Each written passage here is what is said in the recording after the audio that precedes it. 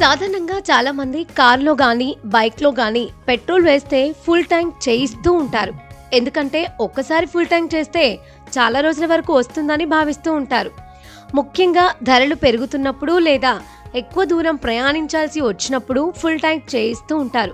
కానీ కారులోని ఇంధన ట్యాంకును పూర్తిగా నింపడం సరైనదేనా, లేదా అలా చేయడంలో ఏవైనా ప్రమాదాలు ఉన్నాయా అని మీరు ఎప్పుడైనా ఆలోచించారా?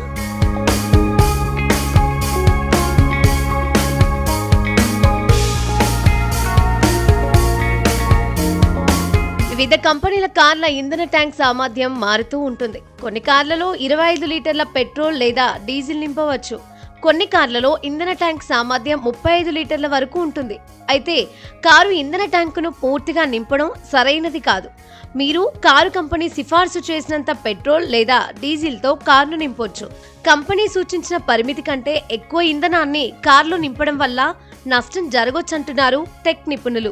కంపెనీ నిర్దేశించిన పరిమితి వరకు ఇంధనం నింపడంలో ఎప్పుడూ సమస్య ఉండదు. ఇప్పుడు మీ కారులో ఇంధనం నింపడానికి పరిమితి ఏమిటో తెలుసుకోవాలి. కారులో పూర్తిగా ఇంధన ట్యాంక్ ఉండటం వల్ల అనేక నష్టాలున్నాయి. ఉదాహరణకు, కారు కదులుతున్నప్పుడు గుంతలు లేదా బ్రేక్ల కారణంగా అది వాహనం కదిలినప్పుడు ట్యాంకులో ఉండే ఇంధనం కూడా కుదుపులకు లోనవుతుంది.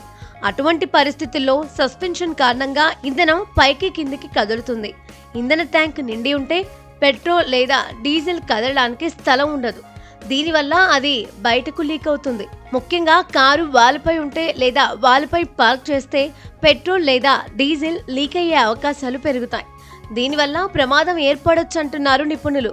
అందుకే మీరు పెట్రోల్ లేదా డీజిల్ నింపేటప్పుడు ఫుల్ ట్యాంక్ చేయకుండా కొంత గ్యాప్ ఉంచడం మంచిది. మీ వాహనంలో ఇంధనాన్ని నింపిన ప్రతిసారి ట్యాంకును 10% ఖాళీగా ఉంచాలని ఆటో నిపుణులు చెబుతున్నారు. కొన్ని సందర్భాల్లో ట్యాంకు నిండినప్పుడు పొంగి పొర్లి ఇంధనం వృధా అయ్యే అవకాశం ఉంది.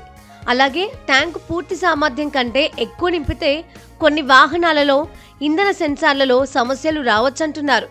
కొన్ని వాహనాలలో ట్యాంకు పూర్తిగా నింపినప్పుడు ఇంధన సెన్సార్లు సరిగ్గా పనిచేయకపోవచ్చు. దీని వలన ఇంధన స్థాయిని సూచించే మీటర్ సరిగ్గా చూపించకపోవచ్చు.